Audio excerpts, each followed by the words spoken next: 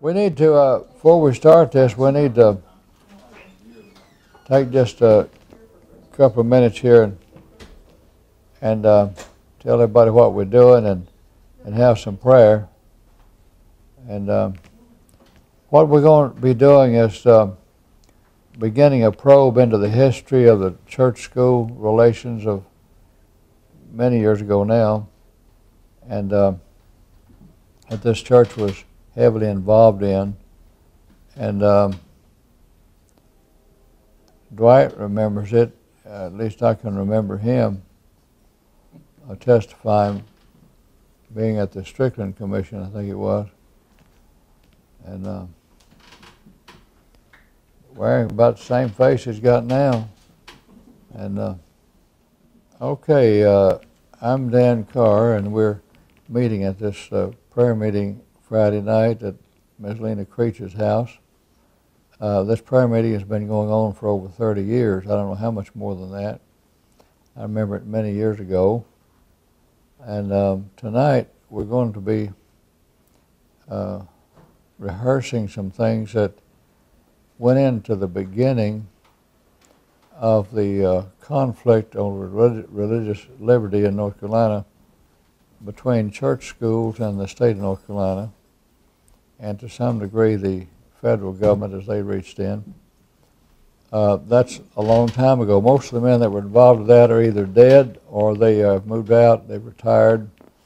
Pastor Kelly, who was foremost in that conflict, has been bedfast for 5 years now with a stroke. And I've been working here at the church for 4 years. We've been pastor emeritus. Is that the word? I think it means the pastor turned out to pasture. That's what that means. And Brother Kelly is that status. Brother Charles Garrison is the active pastor at this time. I was pastor of South Park Baptist Church in Winston-Salem, North Carolina. I came here from Jacksonville, Florida, where I'd been high school principal for some time at Trinity Christian Academy. And I came to North Carolina in the spring or summer of '76. I believe, was Mr. Carter president then? Can you give me an up on that? The school that had been established before I was there was about 160 or so, and grades kindergarten 4 through 12.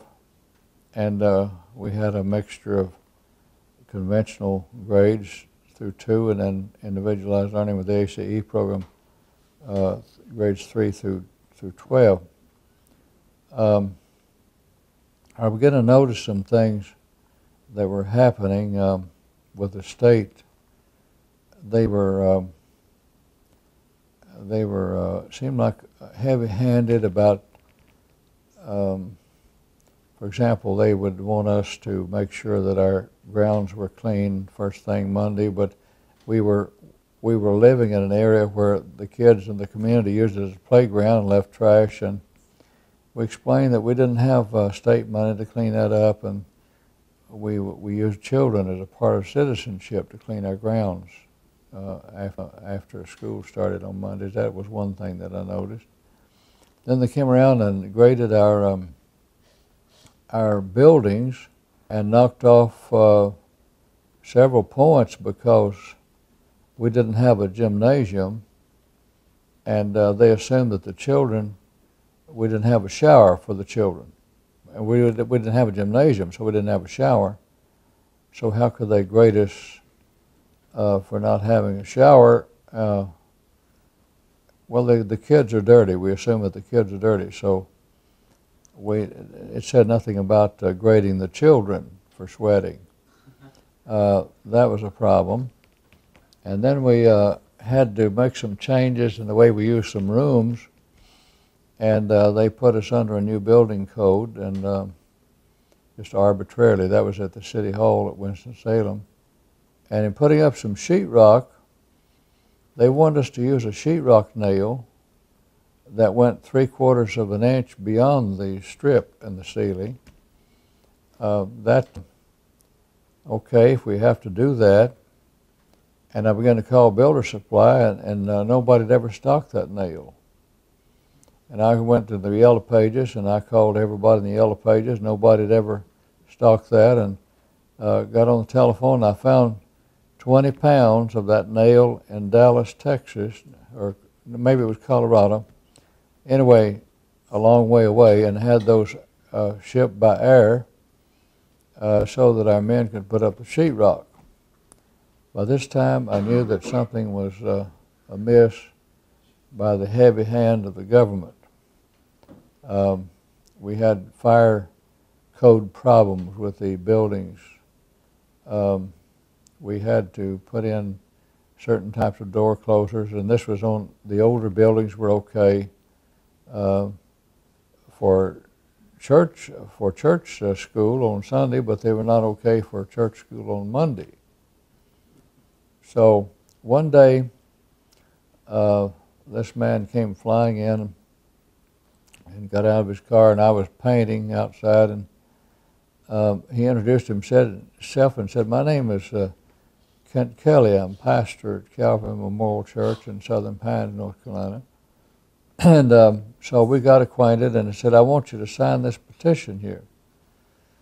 So I looked it over and signed the petition, and they were involved in the Strickland Commission in North Carolina. The heavy hand of government was against Christian schools all over the state, and Senator Tom Strickland was holding hearings on this. So we had some hearings, and we were all under the State Board of Education. At the time, we were seen as a great threat to the public schools because our numbers were growing. And they assumed, I think, that we were all racist academies, which in some cases it may have been, but at the same time we had 2 or 3 different races, including black children in our school, and other schools did as well. Eventually, it came about that the schools got together. They had an association. One of them was headed up by Dr. Ed Ulrich, who had been a headmaster at Goldsboro Christian Schools years earlier. And I had wanted to join that organization, but because our school had some individualized learning, or the ACE program, the organization wouldn't accept our school as members, so they refunded our money. And so I thought, well, we're in a predicament here, and I went to another pastor, Paul Monroe, at Lexington, North Carolina, and we started another school organization. We called it the Organized Christian Schools in North Carolina. It wasn't too hard to organize. It wasn't but 2 of us. And so I remember getting a list of all the ACE schools in North Carolina, and Brother Paul Monroe, he took the route going by Charlotte and over in that direction, and I took the eastern route, and we worked around the clock and woke men up in the middle of the night that we had never met. We only heard their names, and we banged on their doors all through the night, and I said, "My name is Dan Carr. I've got an ACE school, and you do too. Is that right?" "Well, yes." What'd you say your name is?" And invariably that was the response I got. And I said, "Well, you're in a lot of trouble. The state is about to eat you alive, and we're having a meeting in High Point." And I told him where, High Point, North Carolina, and meet us there Monday. So we met there Monday, and we discussed things, how they were, and what the state was trying to do to us. Basically, they wanted us to have state-certified teachers, which would mean that they had classes in the state's version of world history and They would want us to have textbooks that they approve, which would include evolution, and they would want us to have their version of American history, which was pathetic, a perverted version of American history, and they would want us to have just another state school, and the parents pay taxes to send their children to public schools, and at the same time pay extra money to keep the teachers and everything afloat where our schools were. So there was so much violence in the public schools. It was just beginning to pick up, and we had collected two books written by a study commission showing that the most dangerous place for a child to be at that time was in the public schools, not out on the sidewalks, but in the public schools, because teachers were being shot and beaten up, and kids were being beaten up, and they were afraid to go to school, and all this was going on. That was part of it. And also the morality of what was being taught the children was in conflict with what the schools, with what the parents believed and what the churches taught that they attended. And so there were issues of freedom of belief, freedom of speech, the right to assemble as we saw fit under the Constitution of the United States. So we had lots of problems. And I confess that I was a novice at this. I mean, I knew absolutely nothing about these matters. I knew that we were being stepped on, and that we had to do something to survive. One of the things, the background of this goes back to the days when I guess it was the state of Virginia had some court rulings that required that the races mix together in the public schools, and North Carolina it was the same way. And in the legislature they came up with what they call the Pearsall Plan, which involved a constitutional amendment for North Carolina, and it was approved overwhelmingly, including the Eastern District of North Carolina, where it was heavily black. So the blacks didn't want their schools mixed up, and the whites didn't want them mixed up, and they came up with a plan that the state would finance all kinds of private schools with no forethought of what they would meet in or any standard or anything, and that's the way they started. So it never really got off the ground, but that was the legal background from that constitutional amendment. And then they wrote a statute after that, and it was a statute that when wrongly applied, they were using it to strangle us to death. And I had heard of a constitutional lawyer named William Ball, who had won the Amish case in Wisconsin, and I called him and just got him right on the phone one day. I never met him, and I told him a little bit about it, and he said, well, send me a copy of your Constitution and of your statute, the law governing your school. So I did, and then we talked by phone. He said, well, you've got a marvelous Constitution, but he said, your statute, your state statute is one of the worst I ever saw in my life. And so made a trip up there and visited with him, and we hired him as a lawyer to some kind of a case. We didn't have financing, we didn't have anything. And so at that time, Pastor Kelly was still a member of the other school organization, and we were doing the best we could, but we wanted them to be a part of it, and we had a loose-knit arrangement so that the organizations would go together and that we would hire this man. And we made numerous trips to Harrisburg, Pennsylvania, where his office was. That was the state capital of Pennsylvania. And came in traveling some with Pastor Kelly. I got better acquainted with him. And well, I guess I'll have to tell this, that the other school director, school organization director, Dr. Ulrich, didn't want Kent to make any send out any letters or anything unless he asked him and showed it to him and he got the approval. Well, I'd seen some of the things that Brother Kelly had been writing, and I knew that he was a good writer and that we needed people to write, whether it was exactly met the approval of anybody or not. So I sort of did a bootleg appeal to Brother Kelly and said, if you'll work with us, you can write anything you want to, and we'll try to get some things done. So he joined our group, and that's how we got together. I found out that we thought an awful lot alike. Without comparing notes, we already thought a lot alike. And Brother Kelly made it off good with Mr. Ball right away. Mr. Ball was on board the ship at the Yalta Conference where, help me out here a little bit, Stalin and Churchill and Roosevelt met to plan the fate of Europe. Mr. Ball was in intelligence, and he was standing just off camera when that famous picture was made that you find in history books.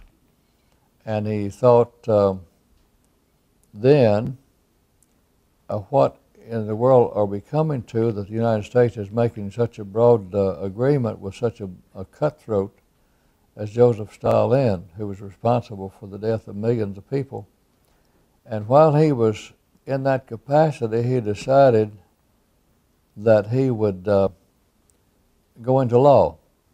He would become a lawyer. Maybe he could make some kind of a stand for the right thing. He was Catholic and raised that way, but he loved America, loved the right thing, and he made his way through the training and became a constitutional professor of constitutional law at help me out a little bit, the Catholic University, Notre Dame. And he was there for 20 years before he ever took the Amish case in Wisconsin. And by the way, he won that case in a big way. And he was before the Supreme Court 7 or 8 different times about religious liberty cases, and was winning. He had won more cases on religious liberty than any man in the history of the nation at that time. And we were privileged to have him to coach us, to define things and tell us what to do. And so we engaged the state by over the fall report that we had to file every fall. It had such things as the place and name and the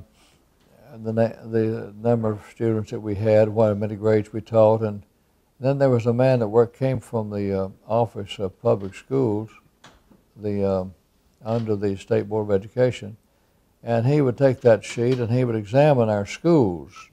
Mr. Calvin Kreiner was his name. A good man, had a master's degree in European history.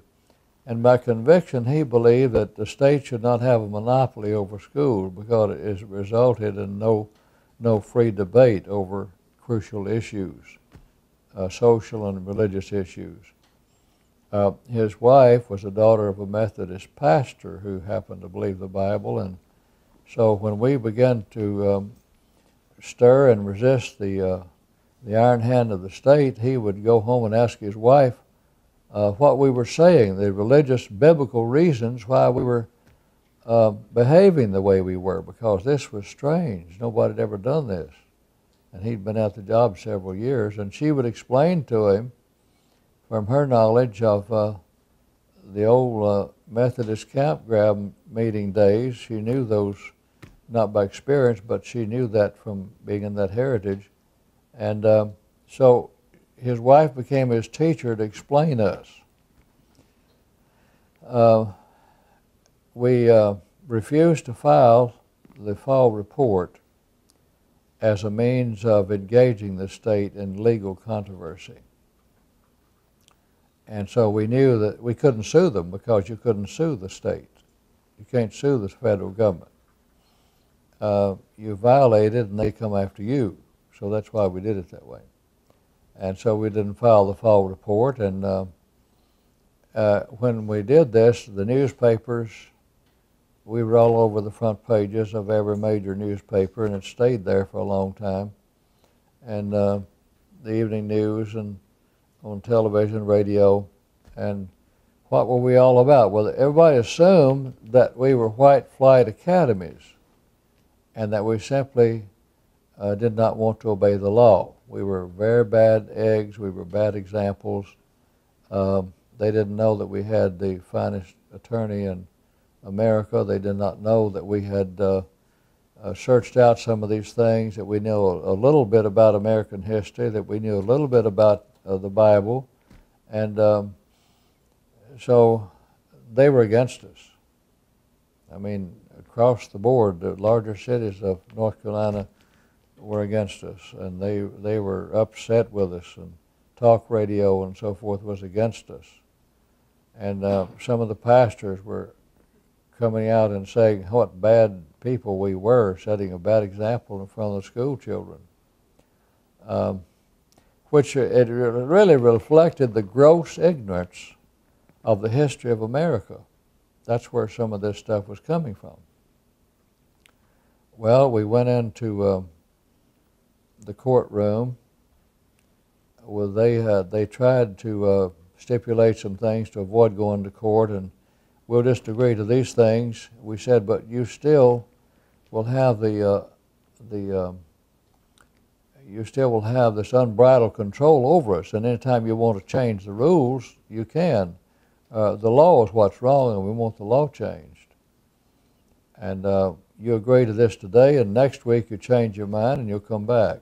We'll have to do this all over again. So we said, just take us to court and let's slug this out. So our court day came, and when it did, the buses came in from all over North Carolina, and cars and vans, and they clogged the streets. Pastor Kelly and I had gone to the sheriff's department in Raleigh and said, we want a permit to assemble in the streets of Raleigh because we've got some folks that are coming for this trial. Now, it was at the downtown in the big court building, 8 stories high, and it wasn't a place to gather a lot of people. And the courtroom, as I recall, was up on 3rd, 4th, 5th floor, and it wouldn't hold over maybe 200 people. Well, there was something like between 7,000 and 8,000 people gathered that day. And the sheriff said, well, that's not our jurisdiction. You go to the police department. So we went to the police department, and they heard what we were asking, and they said, well, I don't think that's our jurisdiction. So neither the sheriff's department nor the police department would give us a permit to assemble in the streets. So here's this big mob of people. They even covered the streets. The traffic couldn't get through. And the police was frustrated, and they came up to Pastor Kelly and said, get these people away from the doors. We've got to have other courts are going on, other offices are open. Get them away. And Brother Kelly said, well, now look, most of these people are Baptists, and you just don't tell Baptists what to do. And so there the police were scratching their head what to do with this mob. They knew we'd ask them for a permit. They stalled. We had the constitutional right to be there. If they made a scene, the cameras were there from news agencies all over. CBS was there making films for the Walter Cronkite Evening News, and they didn't know what to do with us. So we tried to help them keep the doors clear so people could come and go into that public building.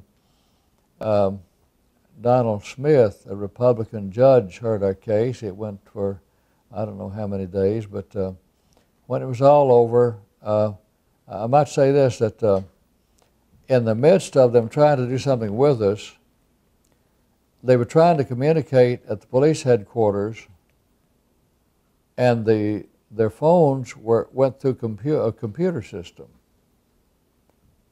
and the computer system went down, and with that went their phones.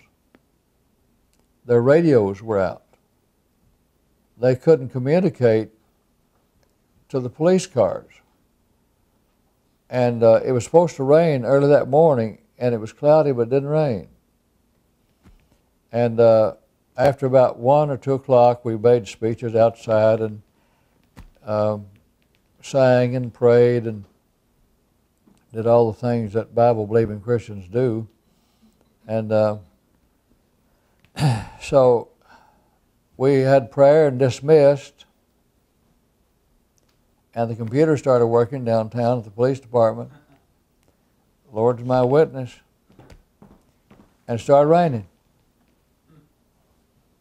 And so we went home not knowing what would come of that, and we saw clips of it on the evening national news that night. But this was beginning to happen in other states. Kentucky was one of the first places, and I went up there. I think Pastor Kelly and I went together up there, and we sat in the courtroom, watched the trial there. And in Kentucky, they won 6-0 in favor of the schools. And in Ohio, Levi Wisner had won 6-0 at the Supreme Court. And so Kentucky, they had a conflict. William Ball was their attorney, and we were engaged here, and Mr. Ball called and said, "What about this? I was secured by you first. If the state pushes me, they'll have to get another attorney." And we said, "Go ahead. We'll come up and watch you." So we count that we loaned our attorney to Kentucky, and I've already told you that they won their case, I believe unanimously, as Ohio had. And then we had a trial here, and we lost at the court level. Mr. Ball worked by making a good record at the trial level, and because you can't add evidence after the trial level, you can only you can appeal it on the basis that the state messed up somehow at the trial level. And so you make it good there. And he said you'll probably lose at the trial level because these judges don't want to get involved with this. It's bad for their career. So sure enough, we lost. And then we went over to the legislature, and we wrote a bill with Mr. Ball's help, and we got it all hammered out, and we wrote one bill for church schools and churches, a religious charter, and then we wrote another bill for the independent churches, schools that didn't have a church affiliation. And Mr. Ball came back and said, "Now, what's the deal here?" We said, "Well, if they lose or if they mess up, we want ours left intact." He said, "Okay." It's the only one written in America like that I know of. And Kent and I went to we spent most of our waking hours from morning to night getting acquainted with people in the Senate, 50 people. And it was largely a Democrat majority. Many of them were farmers. You had a lot of lawyers, but many of them were farmers, and that influence meant that you had a heavy church influence by those men that were there, regardless if they were Democrat or Republican. And so I took my school annual, and I really enjoyed going up and down and introducing myself and saying I'm pastor from Winston-Salem, North Carolina, and I just wanted to show you some pictures in my White Flight Racist Academy. And I would show them the salt and pepper pictures of the black and white students. And I could see that didn't fit well. That's nice. Okay, that's that. And I could tell that we were shocking these people one by one. because we were breaking this iron concept that they had that we were white flight racist academies, and they realized that they had a problem. That maybe we had some other things that we were saying that the press wasn't reporting. They better listen to the whole story. The editorials came out. I got chewed out a little bit by Mr. Ball one time. He said, I want copies of every paper that writes on this subject. And most of it that time was on the front page. It wasn't hard to find. And so after the judge ruled, I didn't quite get a paper in on time, and he was a little bit heavy-handed, but otherwise we get along with Mr. Ball real fine. And we stretched it out so that Mr. Ball would catch a plane and come down here, and we'd have one little piece of court action, and he would stage it so that it wouldn't be settled that day and have to come back again. And this amounted to chapters in the book. He said, now what we want to do is to stretch this out for several months. Meet at the court several times, but stretch it out over several months. And in so doing, we will educate the public who you are. They've got to know who you are. And then we began to see that the editorials began to lighten up, and finally the Durham Herald, is that the name of the paper there? They wrote an editorial entitled, "Preachers Have Rights Too." And that broke the backbone of this anti-Christian school editorial mentality that was going on. The others began to look at it for what it was, Scooby. And I got acquainted with him, and he would come over and want to know what's going on. And we needed to send letters to pastors. I had a mailing list for 1,000 pastors in North Carolina. Of course, we didn't have that many Christian schools, but I gathered names of pastors anywhere I could get them, and I built a mailing list of 1,000. There was no internet. There was none of that. There was no email. And it cost a good bit to do a mailing. So we would try to fill the packets up and put as much information as we could in there because the postage was cheaper. But we didn't have enough money to have typeset, because it could cost up to $100 to get one page of type. And so I would get Michael Scooby and maybe somebody else to write an article, and I would take the article and paste it up and take it down to the quick print place and have them to run the copies off, and we'd stuff those copies of these news articles. They did our writing for us. And we did that consistently. And we had some that we favored, and they would write well, and the others we would just punish them and say, no, we don't have much to say today. And so that's the way we communicated. We got our writings out, well written. We always had the masthead of the paper showing the date and where it came from, and that made it 10 feet tall then when it went out to the pastors. And then we got into what I call hardcore lobbying.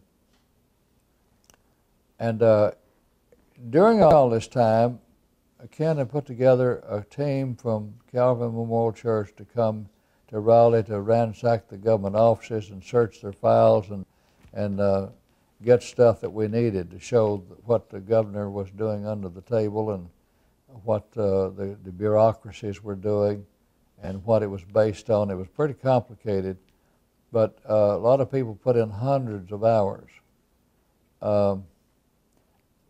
Caleb, you came with your mother, I remember one night, to the motel, and she was carrying you inside. you hadn't got here yet, but you were there. And so Kent and I would check in at the Best Western on the north side of Raleigh, and he would get in one bed and do a project for tomorrow, and I'd get in another bed and get some potato chips and Coke and sit up and get the phone going. And I had this list of pastors, and many times I would call pastors all night long. I would wake them up 2 and 3 o'clock in the morning. This is Dan Carr. I'm in Raleigh in a motel, and I need 100 calls from you on your legislator tomorrow. Who is this? And I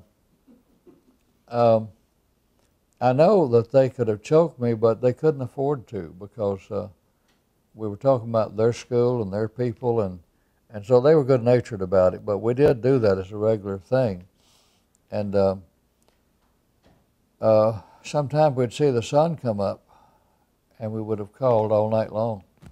And but when a little bit later, with the sun coming up, we'd go down to the legislature in the Senate office building, and several times I saw legislators, their phones were so tied up, they'd have to go down to the phone bank where the operators, switchboard operators were, and use the phone booths down there. And they would be clustered around waiting their turn to get in the phone booth, because their secretaries had one call after another, and they couldn't even call out of their own offices. And they would have lunch together, and they decided that everybody in North Carolina must be upset over this school thing. They couldn't really get their handle on it. And then came the mail campaigns, and we would write suggestive letters, what they should be putting in the letters, and then let them rewrite it. And on prayer meeting night, pastors would hand out sheets of paper, envelopes, and postage, and people writing letters by hand. That was part of their prayer meeting service. And they did this week after week after week. Over 4 months this went on. And the letters began to come in, and the offices were filled up. They had small offices, and they began to put boxes of letters out in the hallway beside their doors. This generated news stories.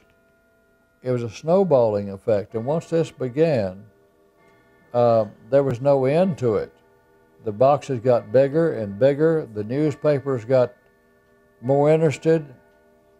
And when we lost in court, the court rule was that we would have to comply. And in North Carolina, if you don't comply, if you are in contempt of court, there is no remedy for you. You can't appeal a contempt of court. You either holler uncle, or you stay in jail. So that's where we were. And there were 63 pastors that had signed a countersuit against the state, saying that we would not file fall reports. 63 pastors were vulnerable in the court case to go to jail.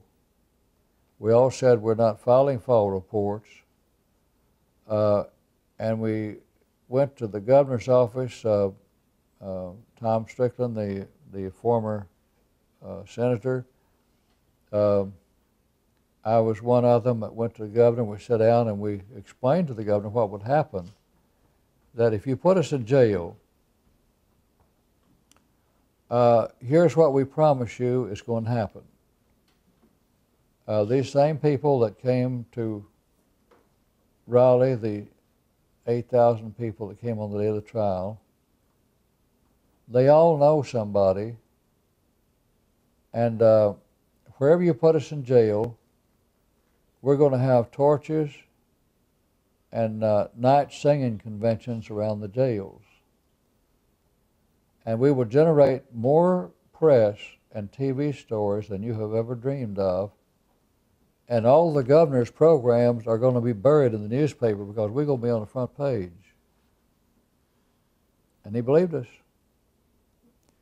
And after we explained the next day, he sent by Mr. Strickland, and he said, tell them that as long as I'm governor, that nobody's going to go to jail over this.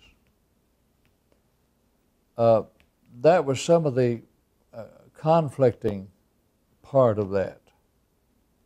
In the meantime, pastors were becoming educated. One of the, in the trial, we brought on professional witnesses that Mr. Ball knew what to do with. Mr. R.J. Rushdoony from California, he was had a PhD in history and had written many books. And he came and gave the lowdown on American history and the principles upon which some of this was done. And a man named Williams, who also had a PhD and a professional witness in the history of religion, history of education. And all that was in the record. And one of the things that went in the record was the testimony of Dr. Craig Phillips, who was the then state superintendent of public schools in North Carolina. He heard that he was going to get subpoenaed to testify, and he was trying to get to a plane at the airport to get out of town, but the officer caught him and served papers on him, and he had to come to court. And it takes times like this to realize how carnal you can really be. I'm talking about me. I enjoyed it so much watching the state superintendent come under Mr. Ball's grilling, and the prime question was under oath. Dr. Phillips, would you say that the public schools are a model for these other schools to follow? He was really in a corner, because he knew that we had the goods, we had the research, we knew the test scores. North Carolina test scores were a model. He would be the laughing stock. And he said, well, we haven't been able to accomplish everything that we would like to see done in the public schools. So Mr. Ball said, I know, I understand, but that's not what I asked you. Are the public schools a model for the church schools to follow? And they circled the field several times, and Mr. Phillips finally looked over at the state's attorney, Mr. Venori, as if to say, help me. And he rose to his feet and said, Your Honor, and the Judge Smith said, I think you've asked him enough on this. And Mr. Ball couldn't stand the temptation. He said, that's all right, Your Honor. I think he's answered us very well.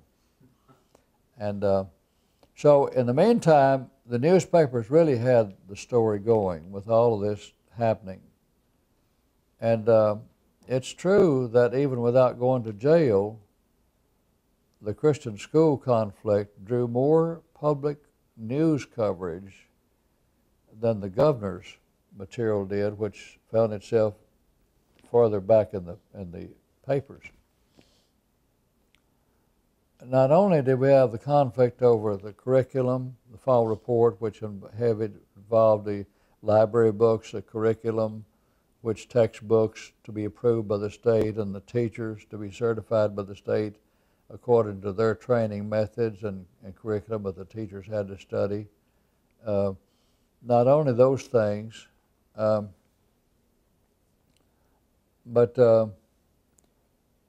there was of course the issue of the number of days per year. We didn't really conflict that very much. We didn't conflict them over fire, safety, and health. Those rules.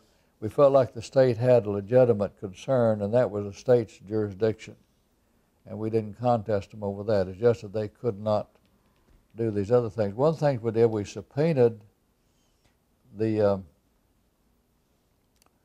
achievement test in North Carolina, the Stanford achievement test.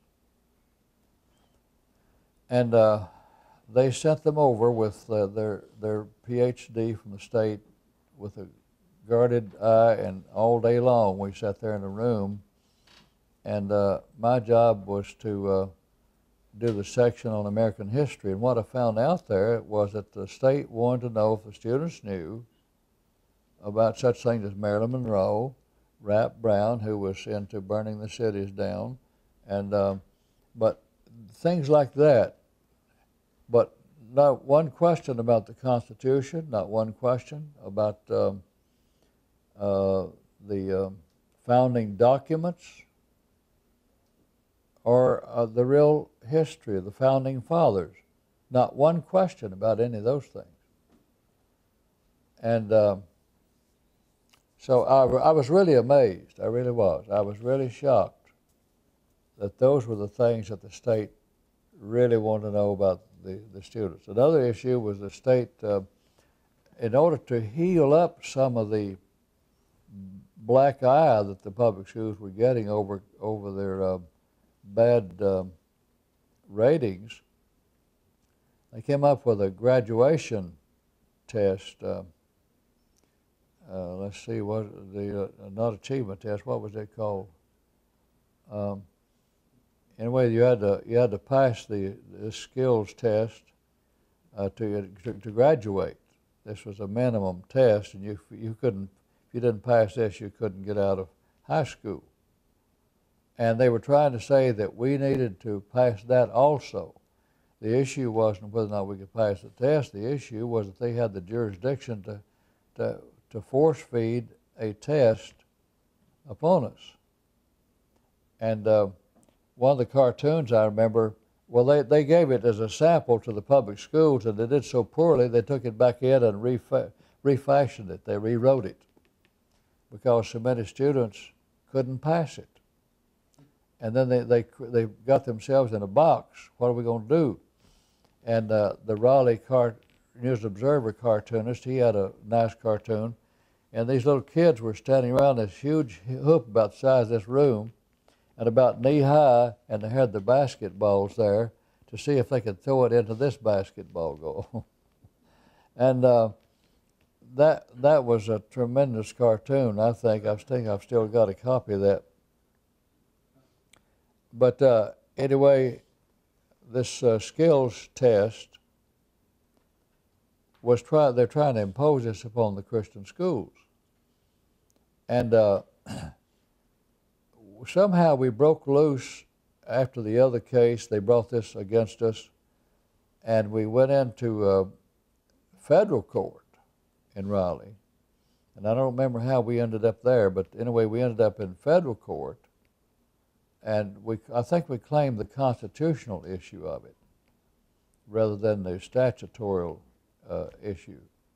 And that put us over in the federal court. And I remember the judge was there hearing all of this, and Mr. Ball took some questions out of that test.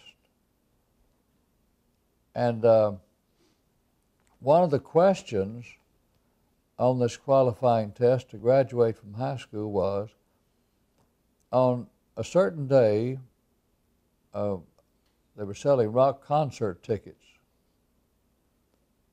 And they sold a certain number on a certain day. On another day, they sold a different number of tests, a different number of tickets. Which was the best day? And that's the way it was worded. Mr. Ball really went to town with that. He read that before the federal court, and he said, "Your Honor, the state has taken a math question here and attached a philosophical outcome, philosophical value, and are imposing it upon the Christian schools. Whereas in a public school, they might say that the day they sold the most rock concert tickets was the best day. And in a Christian school, they might very well say that the best day was when they sold fewer tickets or no tickets at all. And conceivably, this one test question could determine whether or not a student in a Christian school would be able to graduate. And the judge bought it. And we were asking for an injunction against the state of North Carolina, and the judge looked at Mr. Ball and said, you have your injunction. And at that point, Mr. Venore, the state attorney, jumped up and said, Your Honor, if we promise not to go after these schools and interfere, would you stop short of writing the injunction? He said, okay. But that's how badly the state was mauled in that case. Then there was a case at the same time.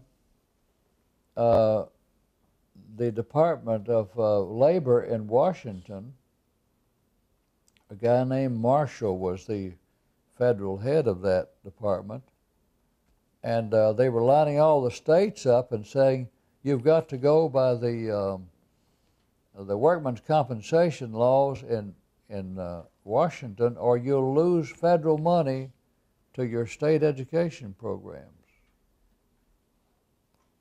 And we did not participate in workman's compensation because the way it was worded, we couldn't fire somebody from a teaching position or play an organ in a church if we found out that they were up to mischief or had some kind of a moral shortcoming or found out they were homosexual or something like that. And we wouldn't participate because of it. We met with the Raleigh man from the governor's office one day at a restaurant in Raleigh. And this was after the other court case. It was after the federal case. And we said, now, we're not just here to kid you or mince words, but we mean what we say. We're not going to participate in your program. And if you want to lock all of us up in jail, you just go ahead and lock us up, because we're not buying, we're not participating, we don't care what you do. He said, well, let me go back and tell the governor. And so in a few days, he called us back to Raleigh, and we met again. And he said, some other states are trying this at the high court level. And he said, let's just let it play out there. And we promise not to give you any more trouble at the state level. And we'll just let it slide for now. But as far as we know, it's still sliding. But that's all we heard from them. So there was all those problems. Then there was the problem of licensing of daycares. Now, we knew that'd be a hard sell because this had to do with little children. And safety was a bigger part of the law structure on that. But they were still controlling church assembly through a state edict license. And we said, we'll promise to keep fire, safety, and health, immunization records, all that. We'll keep all that. We'll be safe. And you close us down because we don't have our shots, or because we don't have a fire safety, or because we don't have good water, or whatever it is. Take us to court and close us down on one of those safety issues. But you can't do this on the basis of a license. Well, people came back at us again. There were people in the legislature every day from the North Carolina Council of Churches, part of the World Council of Churches, and they want us to get along. And they would say such things as, well, you don't say that this is, you hold the Christian position. Say that you hold a position that you believe is the Christian position, but don't call it the Christian position. We said, frankly, this is the Christian position. But they dogged our steps up and down the halls. We had numerous meetings with these people. And they were there to lobby on behalf of the Equal Rights Amendment and on behalf of abortion rights and all the other stuff. They were the other side of the track. And they were against us on school. They were against us on the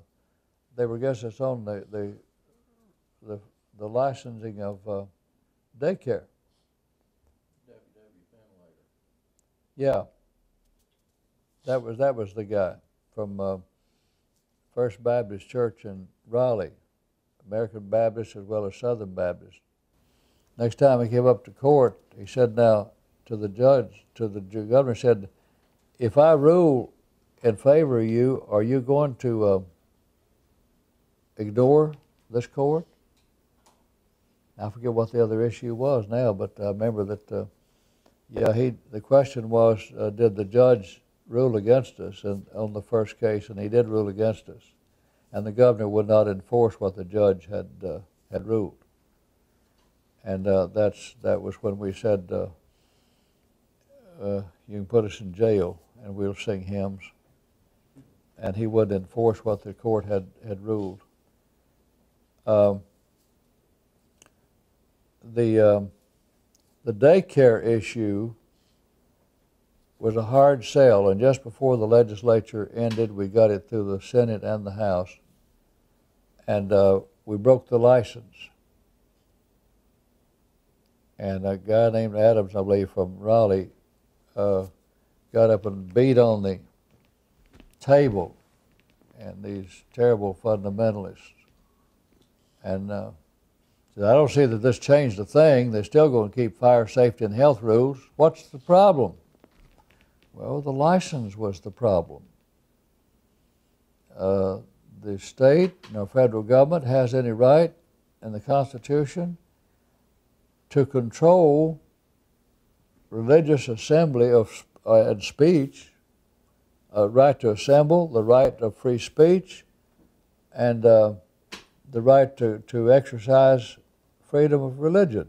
That was roll-off stance too, wasn't it? Yes, it was, and you can't do that through license. And so anyway, that broke. And then I had some problems with, I had an office in Raleigh, one block at that time away from the legislature building, and my phone rang several times by pastors who saying, and they wouldn't help us fight. Now they finally caught their tail feathers caught on fire, and they decided they wouldn't let the state see their immunization records. And I had to say, you better let them see it, they'll put you in jail. And we won't be there to help you. That's not the issue. That immunization is not about religious freedom. And because I knew some preachers that couldn't build a decent chicken coop, much less a school building. And I didn't want to have any part in bad carpenters building buildings that would fall in on children. And so we never bucked building codes. They would have to fight those out, and I fought one out in Winston-Salem, a building code that was unreasonable. I already told you about that. But that was a different issue altogether from the right to assemble. The one thing that people ask us, well, don't you have church buses? They have license tags on them. Do you have driver's license? We sure do. But in principle, that's a different thing altogether. There's some things that the state has a right to license. Our buses went on public highways. We didn't just drive buses around and around the parking lot. We put them on the highways, and the state had every right in the world to license those buses. Yeah. You had 200 years of precedence where it wasn't necessary either. To what? To regulate Christian schools, and then suddenly it became an issue. Yeah, we did argue that in court, but it was a true. We tried to argue within the framework of the Constitution and also within the framework of Supreme Court rulings. And Kurtz versus Lemon and some of those cases. We knew that we were boxed in. We argued excessive entanglement because some of the court rulings had specified that the state could not engage in excessive entanglement. Some entanglement is inevitable. Like if you had a bad building, the state has a right to entangle itself to come in and deal with building issues. But we felt like that they had no right to deal with us through license. And so that was harder. That area there was hard to really hammer out, and it was hard to communicate to the pastors who were standing with us. One of the things that we did in gathering pastors together almost every month, they would often be 100 pastors or more, and school principals, and I was sort of the hatchet man. I got accused of being ungracious several times because I was ungracious several times. But one of the things that I would do, I would say I had about 20 seconds to make film bites. And I knew that the battle was being fought with film bites, not in the legislature, not in the court, but with the public. And we were educating the public. And so the cameras would come and we'd have 20 seconds, 15 seconds maybe to get across what we were going to say. So I would ask these men, I'd say, now tomorrow the issue is going to be this. And I'm going to say this. Now if that's not right, if that won't fly, I need you to chew me all to pieces in this room. Sometimes they did. And I was thankful. But I knew that you couldn't go out there and fight with these flaming dogs with these sharp teeth and bite your own foot off. So if I had a place in my argument that was undefensible, or I'd forgotten how it relates to something else, I was in debt to the man that would show me my dark side. Now, one thing that we had to overcome was that we pastors get the feeling sometimes that we're just right next to God. That if we read the Bible and it's true, then anything that we say after that is almost equally true.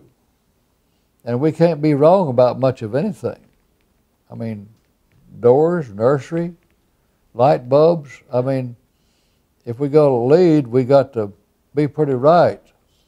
And I had a lot of that going on. And I knew that pastors are that way, but at the same time, I didn't really understand that someday I'd have 100 in one room. And if you got 25 that's arguing hardcore stuff over here, and you've got 25 over here arguing against it, and you got 50 in the middle that hadn't said anything yet, that's not really a nice place to be. But we'd have to hammer that out and take them one by one. Now, Brother Jones over here has made a good point. So and so and so and so. Now, on the other hand, Brother Brown over here believes this, and he's got a point in this, but now we got to get this together.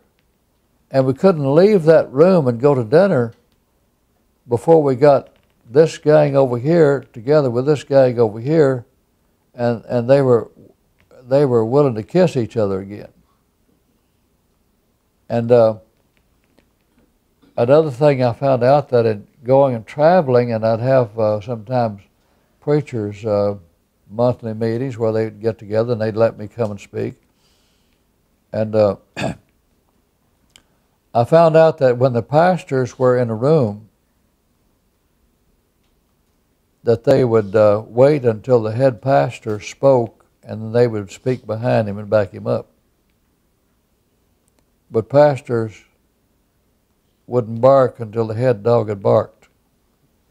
Now, that was hard to take. I went out there thinking that men stood on their own and that we weren't that much like the Southern Baptist Convention.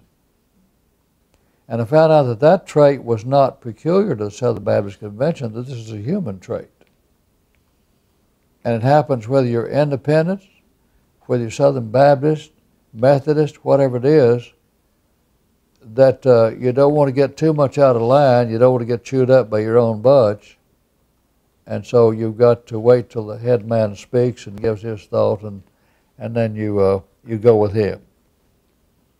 And so when I found that out, I realized that I had to pretty well prefigure what the leadership was going to say and deal with what their thinking was, and sort of deal with that as I was speaking, and not have a head-on weather system bumping together like this.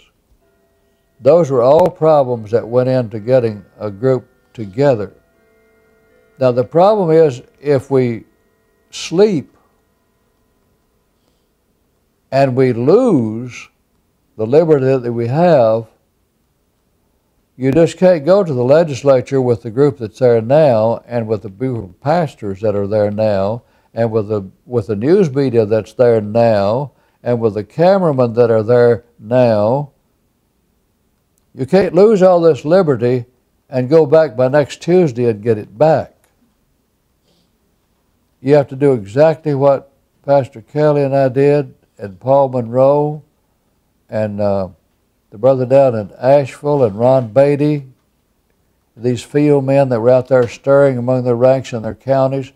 You have to find those kind of men all over again that believe in the principles that you believe in, that understand those things, get them all on the train, willing to go to jail, and put thousands of people in the street in Raleigh and daring them to come and hang you. Now you have to put all that together again if you lose your liberty because you go to sleep. It bothers me when I see leaders and pastors going to sleep, and they don't even know how they have the liberty that they have. It's a lot easier to play basketball and have marching bands than it is to get down in the trenches and not knowing what the outcome will be. The next time you may go to jail. I kid you not. We're down the road now from where we were in 78 and 80 when this took place. How long ago is that? 88, 98, that's 30 years ago? 30 years ago. It's a different day altogether. We thought surely we'd have America saved by now.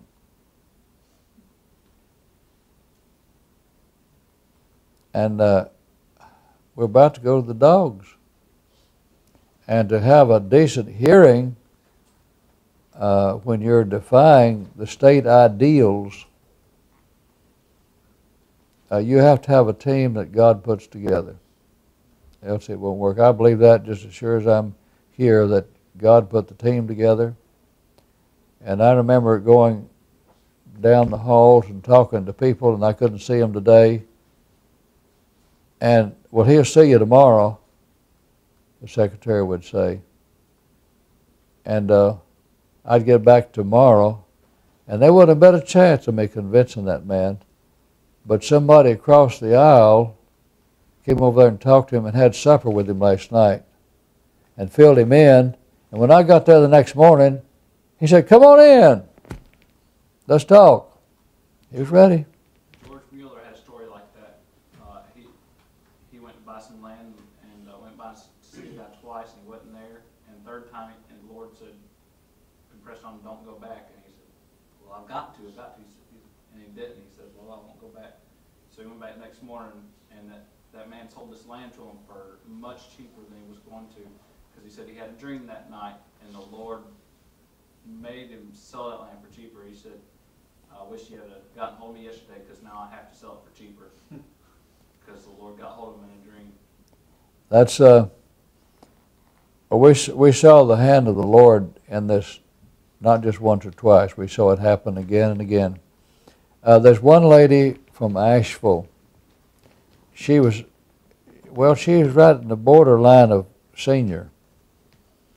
And she was an education lady, came up through the ranks from a young girl teaching the public schools, and her heart was after children and teaching children. And she saw how the things were not going well in the public schools. They weren't getting an education.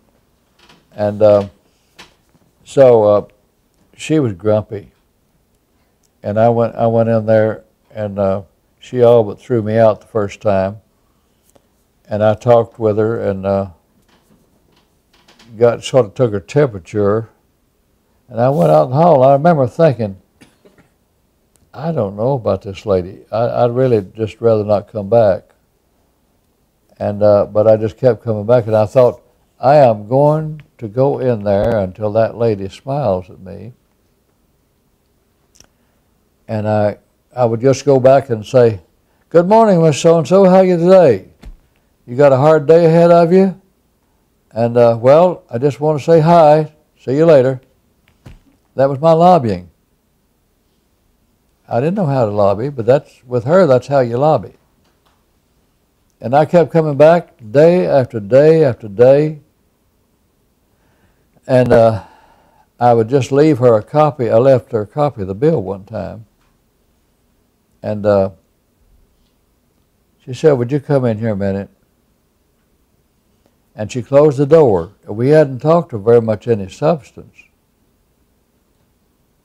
But she said she was so mad at the powers of the legislature that were not doing anything that could help the education in the public schools. She said, "Son, we're going to give you your bill. And when we do, you better not mess up." Now, those were the exact words she said. And she was a powerhouse in Raleigh, in Asheville. She was in the House. You see, there's 120 House members, just 50 in the Senate. And it took Kent and me all that time in the spring to get the 50, and how in the world are we going to get 120? Well, she had a lot to do with it. And she said, "We're going to give you your bill, and when we do, you better not mess up." And I began to think, and I said, "Oh, we won't. We won't." I was talking to my mama then. "We won't. We'll do good." And I thought about her many a time, but there are people like that reached over the aisle and did our lobbying for us. And the vote in the Senate was 47-1. And the second time you vote, you have to vote twice. It was 47-3, I believe, or maybe it was 47-1. It was something like that. And in the House, it was 90. I know what it was. It was 90-3. And that one held. And that was such a landslide vote in the Senate and the House that the newspapers, and especially the people in the Department of Education, all those people they couldn't grasp it. I mean, they thought there had been a floor fight. There was no floor fight. When it came to vote, it was wrapped up. And the people of this state, I don't know how many there were several thousand, know that in the end they did their part, they did their calling, they did their writing, they did their coming to Raleigh, they did all together. And we were privileged to be in the point of leadership. And I believe it was simply there because the Lord put us there. I wasn't a great lobbyist. I was just out of the edge of the cornfield. And the Lord's hand was in that. And it was challenged afterwards. Some of the best lawyer minds over in Durham, that they hated it, and they finally examined it and said, we think it's constitutional after all, and they dropped it. And 9 states that I saw had letters asking us for copies of those bills to see how much of it they could get passed in their states, because it was the model bill in America at that time. And it wasn't supposed to fit, it wasn't supposed to be for home schools. In fact, we said it's not. But they went to court, in federal court again, and the judge said to the legislature, in essence, you dummies, don't you know that if it applies to the church schools, that it has to apply to home schools? And they thought they would take it back and redress it and cut the whole thing down, but they didn't touch it. And so the homeschoolers are legal because of what the judge did. That part never did go back to the legislature. That's all I got to say on the subject.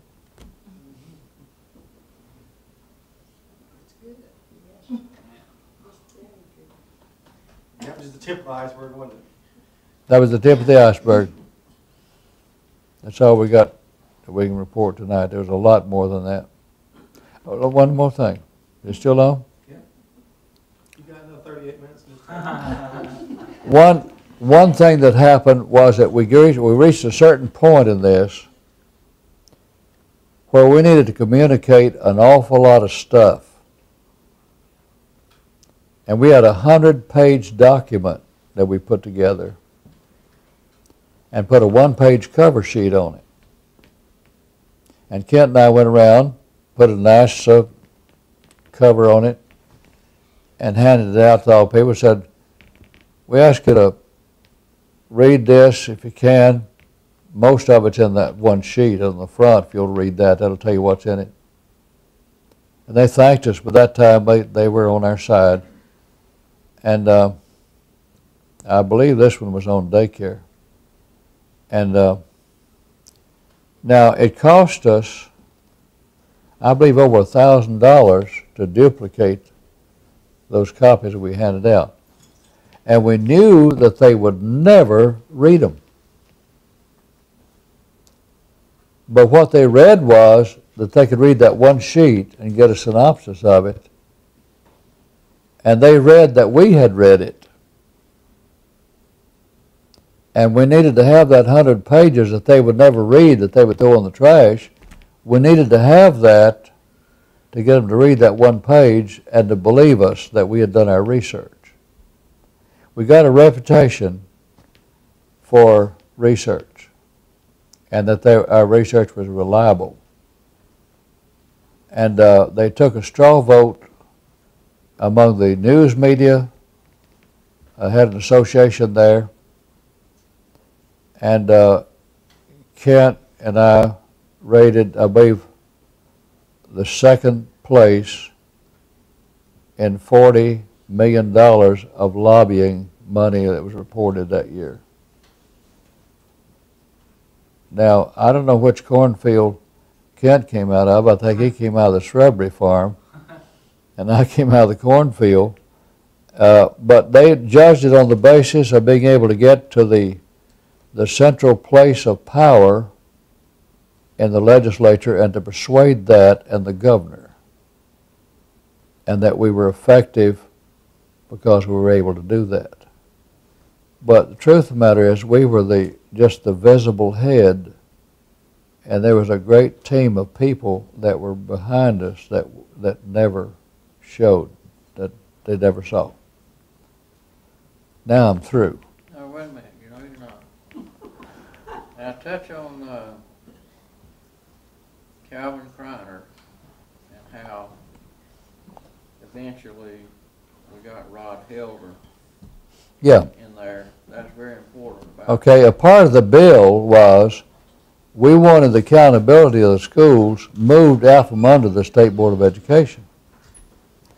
And we wanted to put it in the governor's office, and we wanted Rod Helder, well, in the law specified that it would be changed from the State Board of Education over into the office of the governor, and the governor would be in charge of it, not the state board.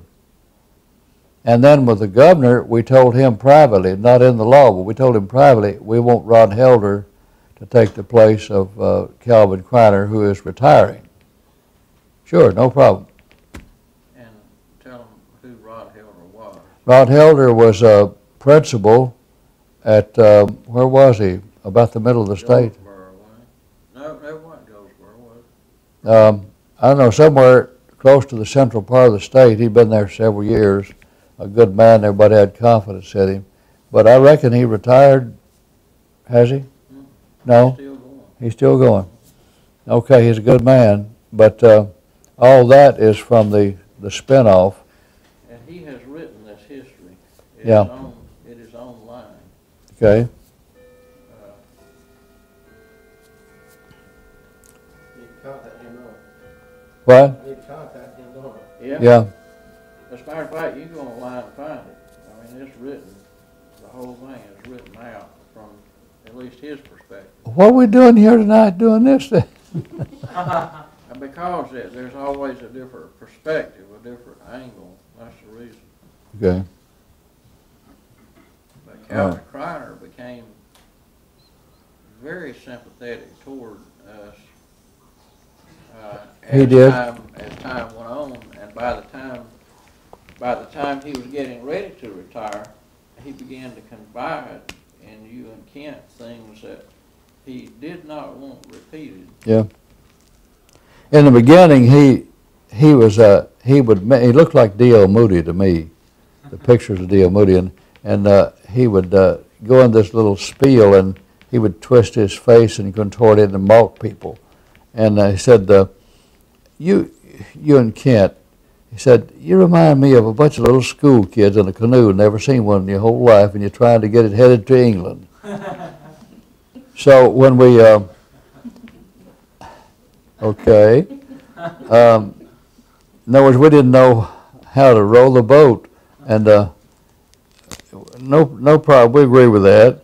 And when we won with that big landslide in the Senate and the House, and got his office put over in the governor's office, and we even complained that they put it in a junky place, we wanted it moved. And we got that done. One day in the restaurant downtown in Raleigh, I sort of sidled up to him and I said, now how am I going to say this? I got to.